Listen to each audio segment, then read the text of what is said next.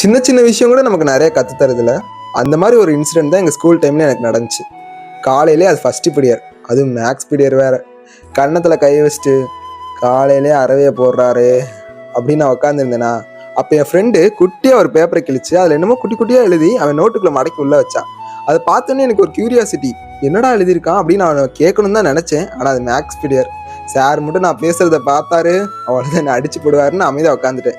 கரெக்டாக சார் வெளியே போயிட்டார். அவனை பார்த்து கேட்டேன், நீ என்னடா எழுதியிருக்கேன்னு அவனை பார்த்து கேட்டதுக்கு, ஒன்றும் இல்லடா அப்படின்னு சொல்லிட்டு ரெஸ்ட்டும் போயிட்டான். இருந்தாலும் எனக்கு ஒரு மாதிரி க்யூரியாசிட்டி அடக்க முடியல. நானே வேகமாக நோட்டை திருப்பி பார்த்தா, இந்த பேப்பர் நீ எப்போல்லாம் பார்க்குறியோ அப்போல்லாம் சிரிக்கணும்னு எழுதிருந்துச்சு.